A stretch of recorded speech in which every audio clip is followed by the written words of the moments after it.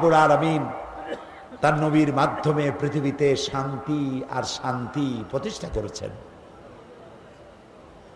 আল্লাহ রব্বুল আলামিন বলেন, আলিফ লাম রা কিতাবুন আনজালনাহু ইলাইকা লিতুখরিজান নাসা মিনাল যুলুমাতি ইলান নূর। আলিফ লাম রা কিতাবুন আনজালনাহু ইলাইকা, আমি আপনার উপর একখানা কিতাব অবতীর্ণ করেছি। এই কিতাব এই জন্য অবতীর্ণ করেছি যাতে করে আপনি মানব গোষ্ঠীকে অন্ধকারের ভেতর থেকে আলোর দিকে নিয়ে আসতে পারেন। এই জন্য কিতাব দিয়েছি। সুবহানাল্লাহ। নবী সক্ষম, সফল। নবী করিম সাল্লাল্লাহু আলাইহি ওয়াসাল্লামের মতো সফল নবী পৃথিবীতে আর আসেন না। যে আয়াত থেকে শুরু করেছিলাম সেটি আপনাদের সামনে আবার পেশ করি। আল্লাহ রাব্বুল আলামিন বলছেন, ইন্নাদ-দীনা ইনদাল্লাহিল ইসলাম ওয়া মাখতালাফাল্লাযীনা উতুল কিতাবা ইল্লা মিন বা'দি মা জাআহুমুল ইলমু বাগিয়াম বাইনাহুম ওয়া মান ইয়াকফুর বিআয়াতিল্লাহি ফাইন্নাল্লাহা সারিউল হিসাব। ইন্নাদ-দীনা ইনদাল্লাহিল ইসলাম, আল্লাহর কাছে মনোনীত, একমাত্র মনোনীত, পছন্দনীয়, মানুষের জন্য গ্রহণযোগ্য যে জীবন ব্যবস্থা, সেই ব্যবস্থার নাম কি? আরো জোরে বলুন। এই ইসলাম মানুষকে দিয়েছে সব সমস্যার সমাধান। সাদা এবং কালো মানুষের ব্যবধান দূর করেছে, শ্রমিকের অধিকার দিয়েছে, শিশুর অধিকার দিয়েছে, মানবাধিকার দিয়েছে, সাম্প্রদায়িক সম্প্রীতি দিয়েছে। এই পৃথিবীর মানুষকে আল্লাহ তাআলা দুইটি শ্রেণীতে ভাগ করেছেন। কয়টি শ্রেণী? একটি শ্রেণীর নাম হলো পুরুষ, নর, আরেকটি শ্রেণীর নাম নারী। এই দুইটি শ্রেণীর মধ্যে বিভাজন সৃষ্টি করার জন্য আবহমান কাল থেকে শয়তানের প্রচেষ্টা ছিল এবং মানুষেরা চেষ্টা করেছে শ্রেণী সংগ্রাম না হয়ে এক করার জন্য, কিন্তু কেউ পারেনি। পৃথিবীর কোন মতাদর্শ দিয়ে এক বানাতে পারে নাই।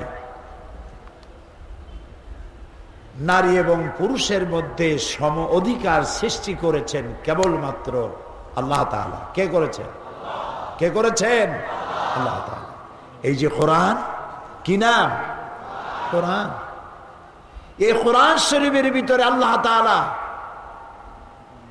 মানুষের কথা বলেছেন। সেই মানুষের মধ্যে দুইটা শ্রেণী, একটা পুরুষ আর একটা নারী। মানুষের নামে ইন জেনারেল একটা সূরা নাজিল হয়েছে। সূরাটির নাম কি? আন-নাস। সূরাটি অনেক বড় না, ছোট্ট। এই মানুষের আরেকটা শ্রেণী হচ্ছে নারী। আরবিতে বলা হয় কি? এই সূরাটা ছোট না বড়? অনেক বড়। পুরুষের নামেও সূরা আছে, মহিলাদের নামেও সূরা আছে। এক শ্রেণীর তথাকথিত বুদ্ধিজীবী, এক শ্রেণীর তথাকথিত কবি সাহিত্যিক, কলামিস্ট, যারা নারী এবং পুরুষের মধ্যে যুদ্ধ বাঁধাতে চায়, এই কথা বলে যে ইসলাম নারীকে ঠকিয়েছে, আল্লাহ নিজেই পুরুষকে জিতায় দিয়েছেন আর নারীকে ঠকাই দিয়েছেন। নাউজুবিল্লাহ বলবেন না জোরে? অথচ নারী এবং পুরুষকে সৃষ্টি করেছেন কে? আল্লাহ তাআলা। আল্লাহর কাছে মর্যাদার দিক থেকে নারী এবং পুরুষের মধ্যে কোনো তারতম্য করা হয় নাই। দেখুন আল্লাহ তাআলা বলছেন, ইন্নাল মুসলিমিনা ওয়াল মুসলিমাতি ওয়াল মুমিনিনা ওয়াল মুমিনাত, নিশ্চয়ই মুসলমান পুরুষ এবং মুসলমান নারী, ওয়াল কানিতিনা ওয়াল কানিতাত, আনুগত্য স্বীকারকারী পুরুষ এবং আনুগত্যকারী নারী, ওয়াস-সাদিকিনা ওয়াস-সাদিকাত, সত্যবাদী পুরুষ এবং সত্যবাদী নারী, ওয়াস-সাবিরিনা ওয়াস-সাবিরাত, ধৈর্যশীল পুরুষ এবং ধৈর্যশীল নারী, ওয়াল খাশিঈনা ওয়াল খাশিআত, বিনীত পুরুষ এবং বিনীত নারী, ওয়াল মুতাসাদ্দিকিনা ওয়াল মুতাসাদ্দিকাত, দানশীল পুরুষ এবং দানশীল নারী, ওয়াস-সায়িমিনা ওয়াস-সায়িমাত, রোজা পালনকারী পুরুষ এবং রোজা পালনকারী নারী, ওয়াল হাফিজিনা ফুরুজাহুম ওয়াল হাফিজাত, যৌনাঙ্গ হেফাজতকারী পুরুষ এবং যৌনাঙ্গ হেফাজতকারী নারী, ওয়াজ-যাকিরিনা আল্লাহ কাসীরান ওয়াজ-যাকিরাত, অধিক আল্লাহর জিকিরকারী পুরুষ এবং অধিক জিকিরকারী নারী, আ'আদ্দাল্লাহু লাহুম মাগফিরাতান ওয়া আজরান আযীমা, আল্লাহ তাআলা এই উভয়কে আল্লাহ তাআলা পুরস্কৃত করবেন এবং তাদেরকে আল্লাহ তাআলা জান্নাত দান করবেন। এখানে আল্লাহ তাআলা পুরুষের কথাই শুধু বলেছেন, নারীর কথা বলেন নাই? বলেছেন না? পুরুষ ইবাদত করলে সওয়াব পাবে বেশি আর নারী ইবাদত করলে সওয়াব পাবে কম, এরকম কোন কথা আছে? নাই। আল্লাহ রাব্বুল আলামিন বলেন, মান আমিলা সালিহাম মিন যাকারিন আও উনসা ওয়া হুয়া মুমিনুন ফালানুহইয়ান্নাহু হায়াতান তাইয়্যিবাতান ওয়া লানাজজিয়ান্নাহুম আজরাহুম বিআহসানি মা কানু ইয়ামালুন।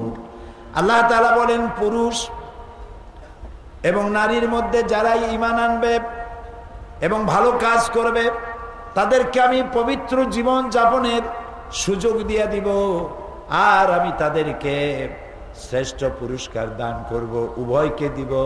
পুরুষ আর নারীর জন্য সওয়াব দানের ব্যাপারে পুরস্কারের ভিতরে কোনো তারতম্য